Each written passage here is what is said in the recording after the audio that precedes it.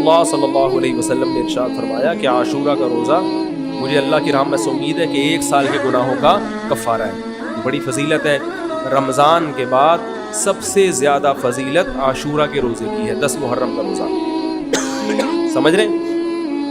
محرم میں ہمیں شریعت نے کیا کرنے کا حکم دیا ہے, اسلام کیا کہتا ہے؟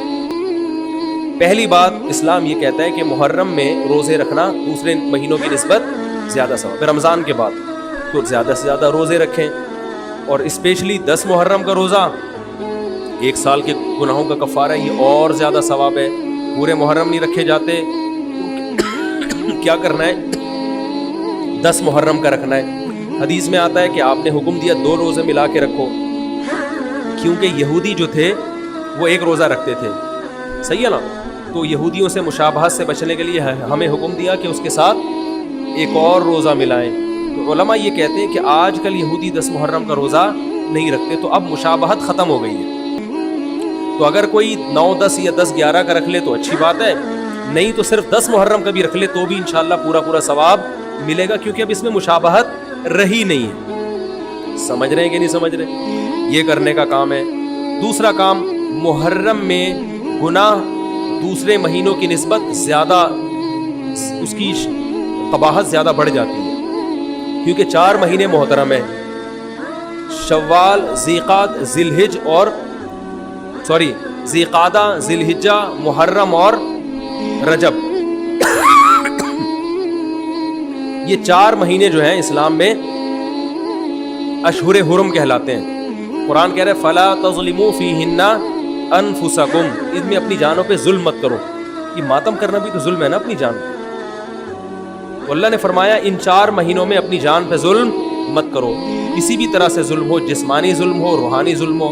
جسمانی ظلم ماتم کر کے بھی ہو سکتا ہے, اور انگاروں پہ چل کے بھی ہو سکتا ہے, اپنے آپ کو پیٹ کے بھی ہو سکتا ہے. روحانی ظلم کیا ہے؟ گناہ کر کا. تو نہ گناہ کرنے کی اجازت, نہ کسی اور طرح سے. عام مہینوں میں بھی ظلم کی اجازت نہیں ہے, نہ اپنے اوپر اور نہ کسی اور پر. تو ان 4 مہینوں میں ظلم کی نوعیت بڑھ جاتی ہے. سمجھ رہے ہیں؟ یہ ایک محرم کی فضیلت ہے اسلام میں.